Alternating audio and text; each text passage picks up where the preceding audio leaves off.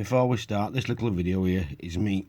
This is what information I gave to Tommy Robinson and Danny Tomo, which they said they lost. They did not lose, they gave it back to Rotherham Police Station, back to Rotherham Police, in Rotherham on 17th of January this year when they came back. We'll try again.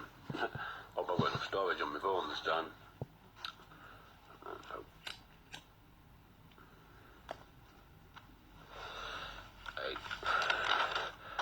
I've been and picked some stuff up today from my last, those 12-year-old.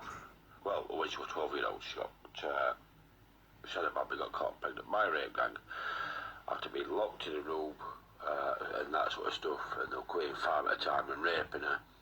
At one point she had a room police and social service and they told her they weren't helping her. So she stayed there for 3 days, raped and all that lot. Arising from that, she became pregnant.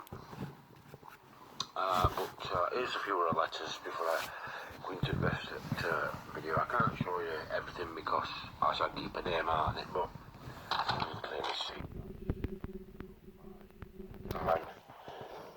I work out to be 2007, so it's been about 8 or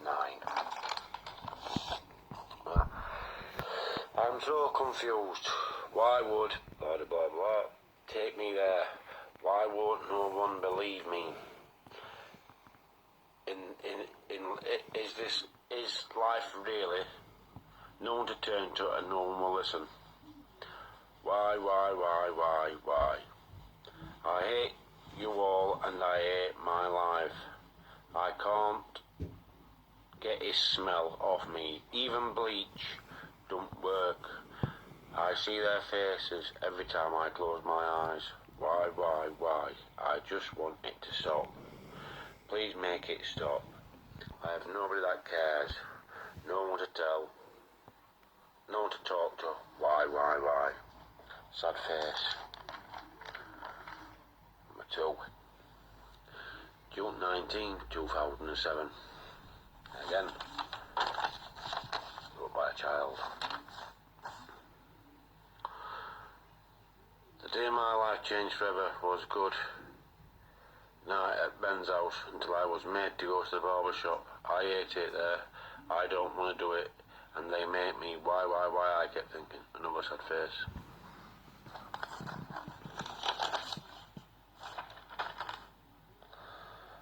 That one, because it's written in pen, it's been wrote that long, it's two-faced, I can't make out it all.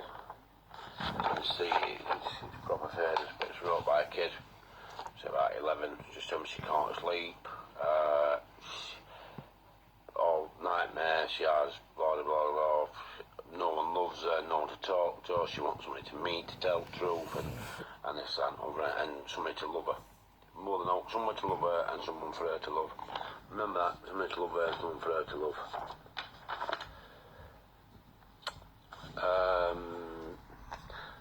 The day blah blah was born and came into the world, 20th of January 2008.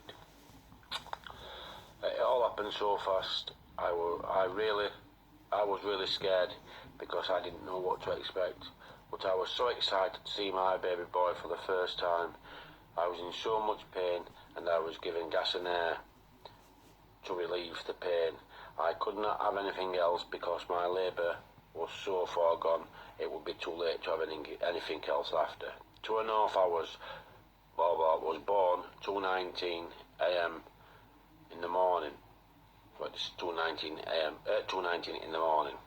Weighing a healthy £7 4 ounce. He was cleaned up and laid on my belly. I looked down at him and he was so cute. I was so happy. I just wanted to see him, to be with him on my own. We was both moved onto a ward. I didn't sleep the rest of that night and I lay in my bed looking at him for hours. And all the other babies would cry for feeding, etc. But Corey stayed asleep most of the night. He was so peaceful.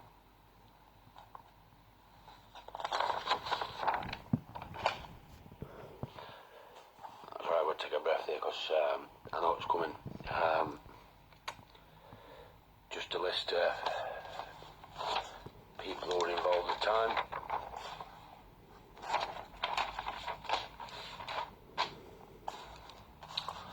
Then take a baby off her,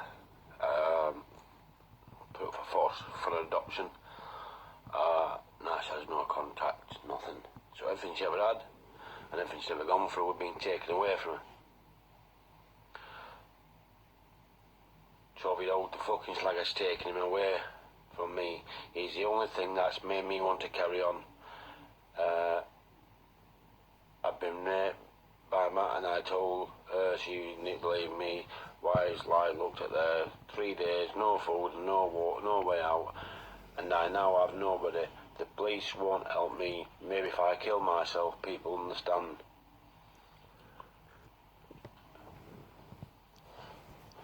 And why wouldn't you think that when a Nobody 12-year-old anyone has a cry for baby? help. I am so scared. I just want my little boy back. And all this to go away. I know drugs or hurt him, or I can't see, but that's just not me. But it's the only thing that takes it away. I feel so much anger. I want to kill them all. Sad face. I have no friends left. No fucker, maybe the crack pipe, the only friend I have. This is wrote by a And 12-year-old even that don't work no more. who's just lost a child. I just want to scream out loud. Help, help. But what's the point? I hate my life. Chance. It's not right for nobody. Fuck it, smash a lot up. Punish myself. Slit for slit. Off out with me knife and me pills. And them cat. And see if I can buzz and forget life into my own little bubble. Now, unless you've been there, you'd never understand why I feel like that. I have been in this since All 1974. this upset and pain, just wanted to go away, away, away.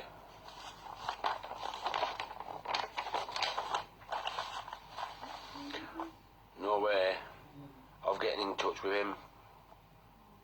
When we got in the house, my mum said, go and check if you're bleeding. And while I went to see if I was bleeding, I thought so scared. My mum phoned the ambulance and waiting to come out, and I laid in the bed upstairs, and I felt like a knife had been put into my lower belly, and it was painful, screaming, pain piercing. Everything was crowding around me. I didn't know what to do. Mick turned up, and sometime after the ambulance overrun with what it was happening, he grabbed my hand as soon as I was going down the stairs and said everything's going to be okay. Mick did not come to the hospital with me because of my age. Social services was involved, and I didn't want to give them anything to dig at with me and Mick being 11 years older than me. It would have not looked good.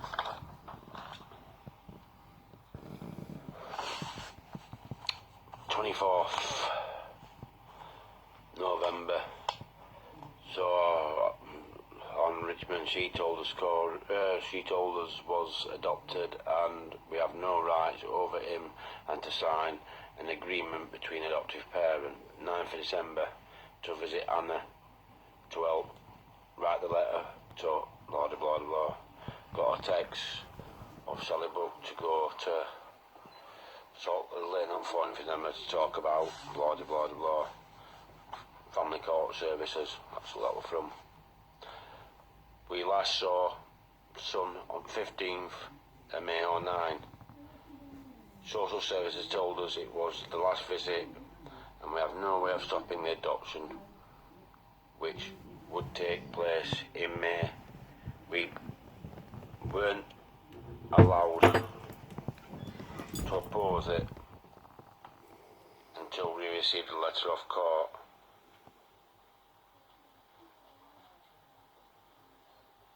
Since May, I've constantly asked about son, and now he is, and they won't give me any information about him at all.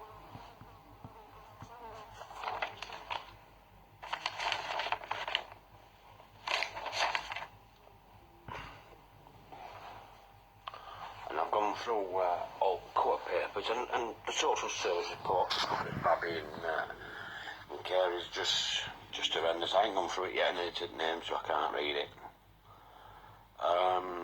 All I can show you is what's in box when I open box.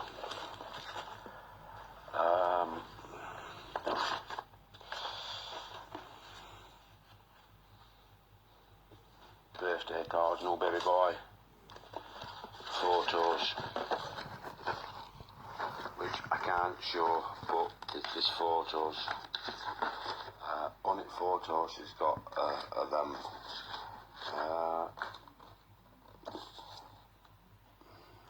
Scans, more. I can't show them. And then inside box. Nappy. Unwashed baby robot. I'm presuming she feels low. That's why it's not washed, because she's still got to smell him on it, I suppose. I don't know, you tell me. Some more cards from when baby were born. More. Another band. Spoons. And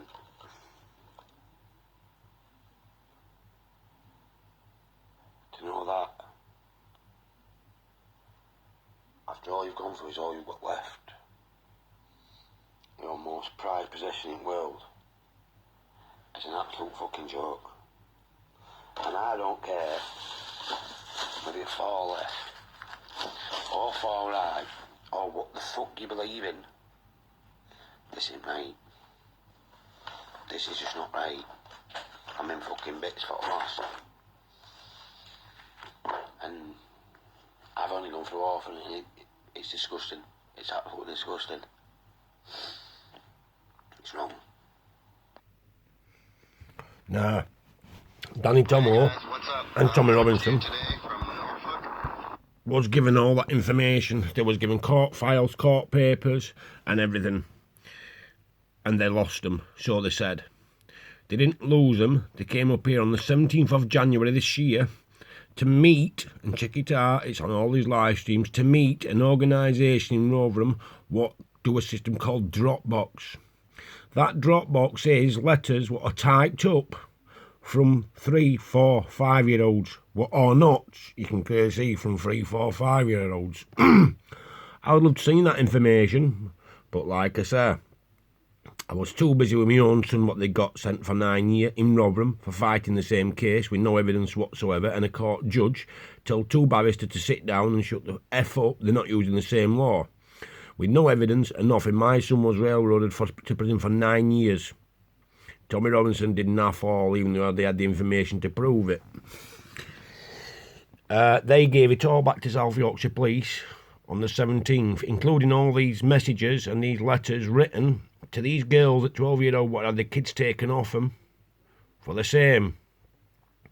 So, like I say, if you want your proof, there's your proof. When I come back from Brighton, I'm going to get you screenshots of Danny Tomo saying in messages that they lost all this information. That is why this man will not answer me or talk to me in any way, shape or form, and neither will Tommy Robinson. Tommy Robinson's case, when he was stood on them steps, I messaged him 6 months before, telling him about my son's case. Well, 12 months before. His case is a copycat of my son's case. A copycat. When I found this out, that they was using me to drum him up, using Rotherham to drum him up, and he handed my stuff over, that's when I left.